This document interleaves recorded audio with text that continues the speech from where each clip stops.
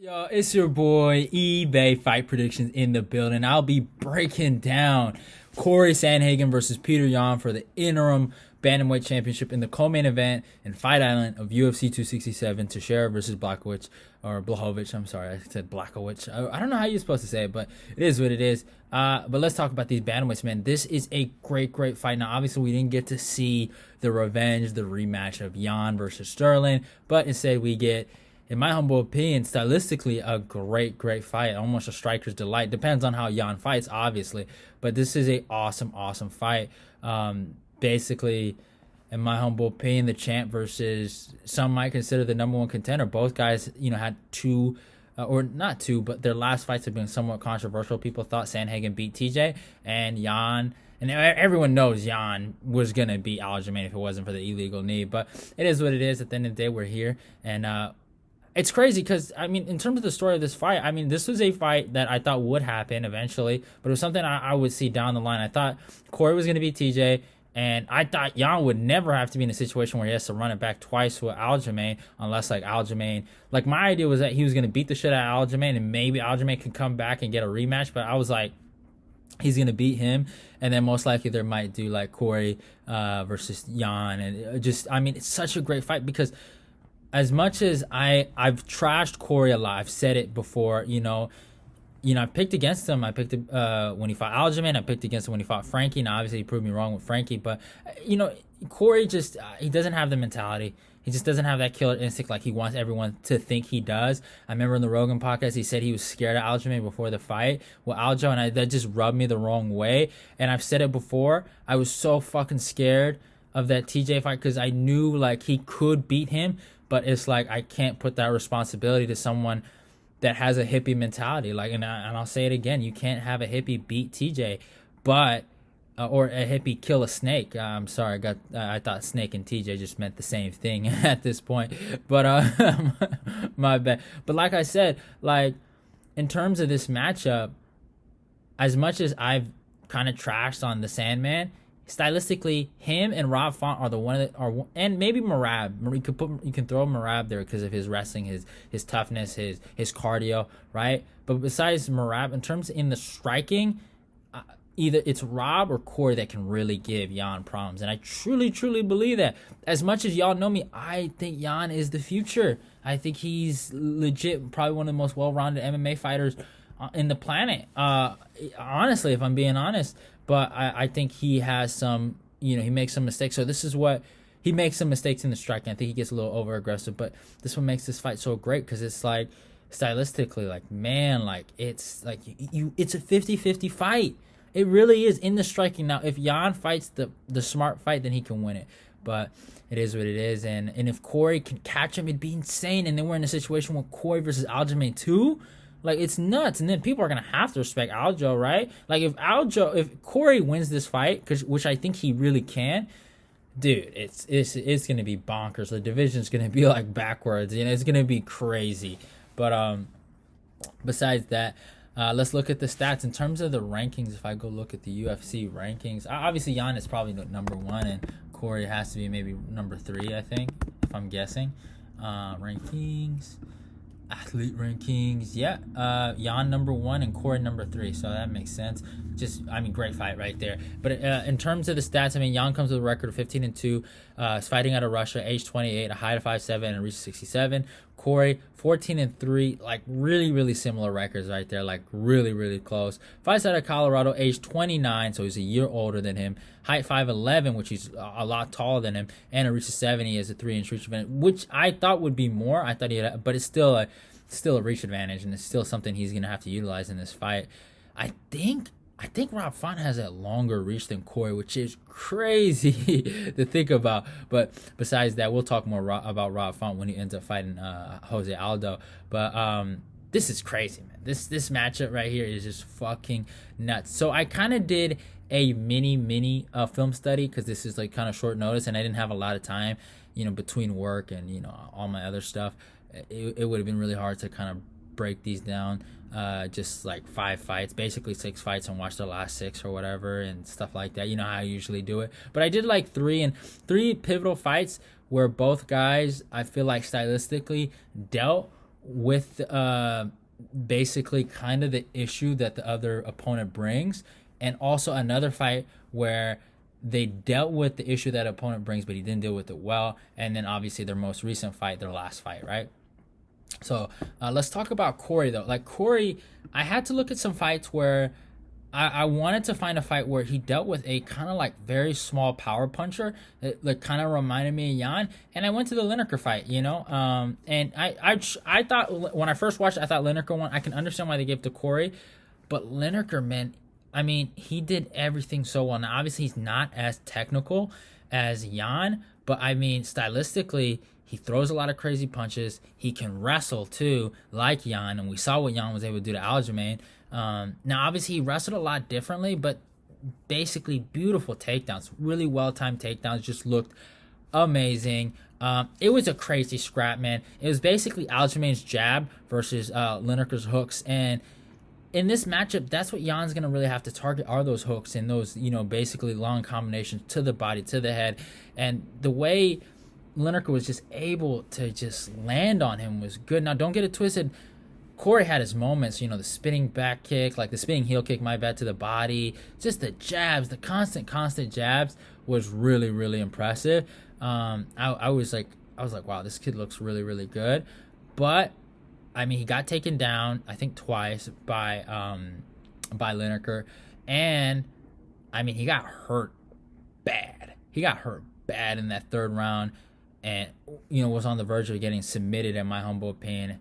But kind of the bell kind of saved him, and that's something Jan can really utilize because Jan, I mean, he has good grappling skills, he has real power, and he throws really vicious hooks to the body and vicious hooks to the head, and that's something that Jan could exploit. But at the same time, Cory was still able to win, so I got to give him credit for that. And another fight where, I mean, it was a flawless performance where he fought an opponent that kind of reminds me of Jan is when he fought Marlon Moraes. I mean, dude, Marlon is such a Muay Thai practitioner, just like so like solid to the point, and he's so fast. It's not like he's one of these like stiff Muay Thai fighters. He is so fast twitch. He throws good combos, and they all flow really well. And there's no like stiffness. It's just all smooth. And I mean, Cory was just able to just exploit him for being a Muay Thai practitioner, because even though he has that fast twitch muscle, he's very, very smooth, he's very flat-footed, and he was able to exploit that. And I wouldn't say Jan's flat-footed, but he's kind of a little similar to Marlon, where he's not as flat-footed, but he does love Muay Thai. Now, obviously, Jan has good boxing, but he likes to put forward pressure on guys, and same thing with Marlon, and he was able to exploit Marlon. I mean, in a lot of places, the leg kicks, the spinning heel kicks, not the spinning heel kicks, well, obviously the spinning heel kick near the end, but like the wheel kick, but like the swish kicks. I mean, the body shots. Now, Marlon was able to get a takedown near the end of that first round, but man, just the jab, it was beautiful. Like when he hit that switch kick, he broke his orbital bone, he yelled it at him, then hit him with the wheel kick and finished him. He looked so good in there. He looked so good in there, and it just was one of those performances like, wow, like this kid's fucking like, oh my god, he's on top of the world. But it is what it is. And then he fought TJ Dillashaw, another guy that reminds me of Jan a lot, and he did good. Now he caught him with a flying knee in the first round. TJ was able to hold on him, but it's really frustrating to rewatch that fight, because it's like there's just so many dumb mistakes he made. Now, he just overused the wheel kick. He overused the knee, the flying knee, my bad. And he just spammed it so much. And just the fight IQ was not there. When he stayed super technical in the boxing with TJ, you saw Cory's, like, his greatness. His greatness is his length and his straight punches. Even his body shots aren't that good, but his straight punches, his step back, rights. I mean, he just was so good, and he just didn't utilize it. Like in the second round, TJ's trying to do some dumb head movement. He starts, throwing that jab, then adds a lead hook to the head and knocks him down, like just lighting him up, y'all. Like, I mean, it was so, he could have really won that fight. And just the shots he was able to land on TJ with his boxing, man. His boxing's so underrated in my opinion. Like, people talk about, obviously he's a kickboxer too, but if he can stick to the fundamentals, he could have won that. He could have picked him apart with his jab, man. And he didn't do it. He gave him free takedowns and free control. Every time he went for something stupid, TJ just, all he had to do was grab on him. That's it. Like, that was the whole fight. Now, TJ, he had like a couple of mat returns and stuff like that, not real takedowns, but I mean, it just was oh man, it's a hard fight to watch, man. If you're a court, and then he did the dumbest thing I've ever seen in my fucking life.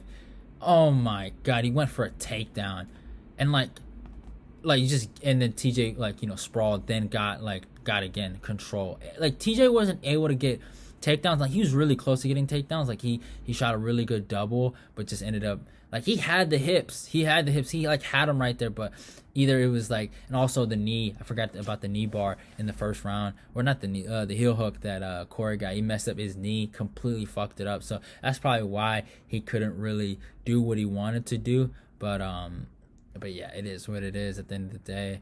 And that's just, I mean, I know a lot of people felt like he won that fight, but just when I really watch it, it's like, he gave it up to me, and I can never forgive him for that. So that's just my opinion on the whole entire situation with that fight. But stylistically, in the way TJ was able to get his back, kind of reminds me of another person. So let's get to it. Petr Yan, and 3 fights I looked back where I saw similarities in his opponents. Now, he's never fought anyone of Cory's height, I think. But it was just a few fights that I looked that it reminded me where he dealt with a longer range fighter. I think Dodson might have had the same reach. Let me look at that matchup. So I picked Dodson, Jose Aldo, and obviously his last fight, Aljamain Sterling. So I want to see the reach Dodson had over him, because this is going to be pivotal. Yeah, so Dodson had a reach disadvantage, but it was his footwork that was, he dropped Yan. It's just a fact. He dropped him with a really, really good shot. And besides that, Yan kind of overcame it. He put a lot of pressure on him. He also was able to take him down, but I don't think Cory's going to take him down. Cory might go for it like a dummy like he did against TJ, but he's not going to do it.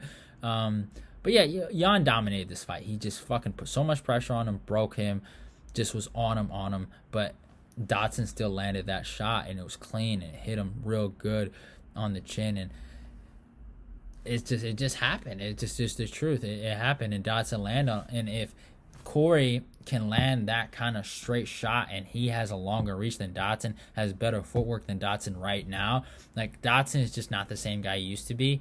That's the fact. But if he's able to still hit you the way fucking if he's able to hit you with the way he is right now, and if Cory's able to do that, it's a wrap for. And Yan, that's his number one problem. He's over aggressive. He's so technical. He's so good, but he puts so much forward pressure on guys, and he puts himself in the fire, and that's what makes him a fun fighter. But I feel like if he would fight more smart fights, and he uses that high guard, but using that high guard is not going to protect you from everything, man. Like, it's just a fact. It's just a real fact.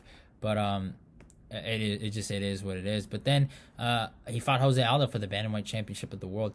And the way he dealt with Aldo, I mean, it was just one of these fights where, like, oh my God, this guy is just, you can't beat him. Like, obviously, he did the right thing in Aldo, and I want to see the reach that Aldo had. So Aldo had a 70-inch reach. So same thing with Cory. But I mean, Aldo obviously doesn't have the footwork, right? That Cory does. Cory's very bouncy. He it's a lot different, right? He's just I'm not saying he's better footwork than Aldo, but just they fight different. It's just a different realm, right? With the way they move. And just what Yan was able to do, the combinations. Now, don't get it twisted. Aldo had his moments. Don't get it twisted. But I mean, he had moments. He don't get it twisted. He did really, really good. There were rounds he won, definitely. There were a lot of good moments for him in this fight. He made some simple mistakes, but don't get it twisted. He had good moments. But at the end of the day, Yan put the pressure on him, was able to take him down too. and just broke him. And it's something we could see again happen. Well, Corey's never been finished, but it's something we could see that happen to Cory. And it's just that pressure, man. Like, and if he just keeps going, and if Cory makes those dumb mistakes like he did against TJ, he might end up getting tired, and he just might get caught and might get taken down and just ground and pounded to hell. Aldo has great hips, by the way. Like, some of the best takedown defense. Like, don't get it. Like, Aldo has a good take. He is, in my humble opinion, has probably better takedown defense than Cory. And if Jan is able to do that to him, I'm pretty sure he can do that to Cory. And just the way he was able to dismantle him, it just is insane. It was insane. But I guess one thing I could say for Aldo, his body shots were there. He was able to kind of take advantage of Jan's high guard. Again, like I said, the leg kicks, the body shots, the body kicks, everything that Aldo was able to do, he was able to take advantage. But at the end of the day, the ground and pound, like Jan hit him with he has a good right too, like a really, really good, powerful right hand. He got him. The ground and pound was vicious. It was so bad, by the way. I forgot about that. Fucking crucifixion of fucking Aldo, but he just ended him. And there's no shame in that. But his last fight, right, against Aljamain. Here's the thing. If I look at the stats, right, and see where Aljamain has a longer reach than Cory, so he's 71. So I ain't gonna lie, Aljamain did a lot better than I remembered. He could have potentially won that first round if he didn't get knocked down. And he did get knocked down, but besides that, Aljo, he was able to get a takedown. One takedown, I think out of 16, which is crazy. But just the pressure that he was putting on him, I was really, really impressed. He was putting so many combinations on Jan, and Jan, that's another issue. Jan he overuses the high guard, and that's just the issue, like, with him. And it's like, I wish he would, you incorporate more head movement, and at least changing angles and stuff like that.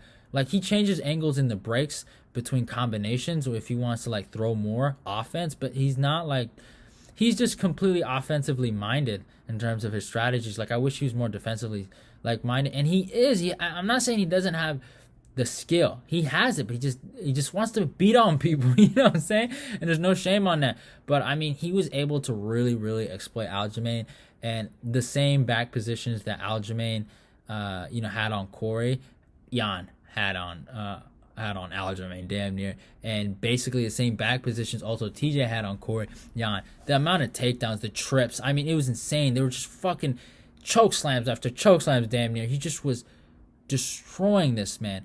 And it was insane to see him being the better, Aljamain has to be the better grappler, but he's getting out grappled. But Aljamain was able to land some knees in that fight, which kind of scares me. And, Cory has some pretty good knees. We've seen it before. So that kind of scares me. But yeah, I mean, and just beautiful. Like, don't get it twisted. Aljamain put on some really good combinations to the body. Like, I remember that there was just one sequence where he was just thrown to the body a lot. But it is what it is at the end of the day. But Jan had this awesome combo where he hits the knee to the body, then hits the 2-3. It's just beautiful, like the fucking cross hook combo.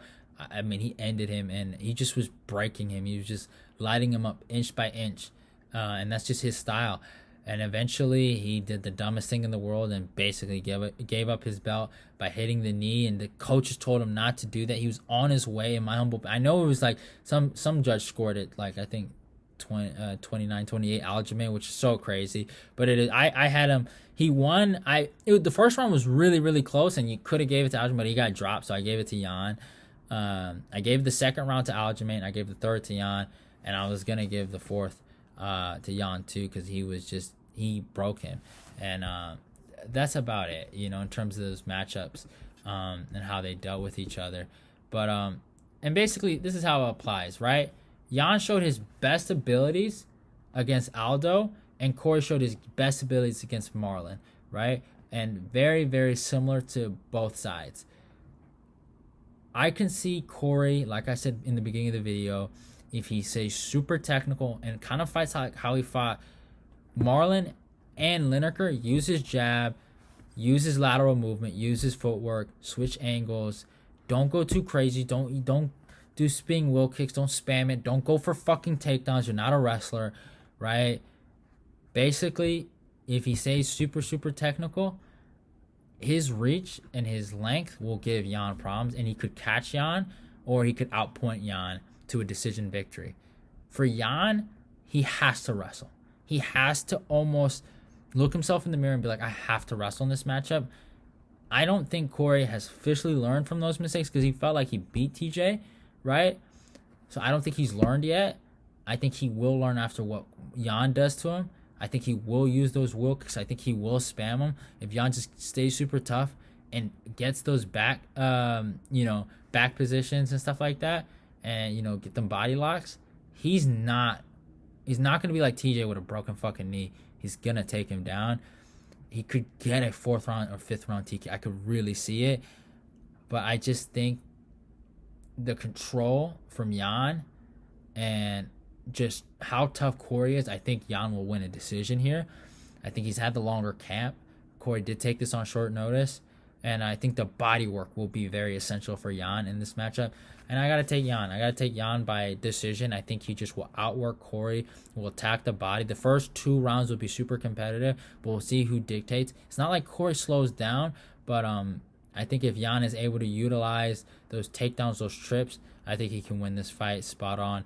It's very, very dangerous for Jan to take this fight where Cory is like coming off a loss. He probably will be somewhat of a dog in here, but I think Jan should win this fight easily. No, I shouldn't say easily, but if he does the right things, and I think Jan is just is more aggressive than him, has a different mentality than him, and I don't think, even though he stylistically has the best chance of beating Jan, even out of Rob Font, I still don't think a hippie can beat a real champion. So that's just my opinion. So I got Jan by decision.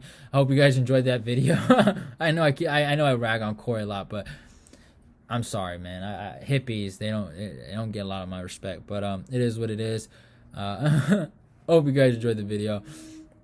Don't forget to follow me on my Twitter and my Instagram. All those links will be down below in the description box. Go follow me. Oh yeah, I already said that. Subscribe, comment, share the video. Let's get this eBay Fight Prediction Nation growing. Love y'all and goodbye.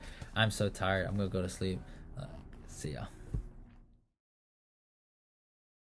If it's not gonna happen, I'm gonna beat or hold the division until I get the title fight. Thank you for the adjustment. I'm sorry we don't speak. I broke your arm, okay? Don't break my schmo's arm. I'm sorry. It's a good guy right here. Last question.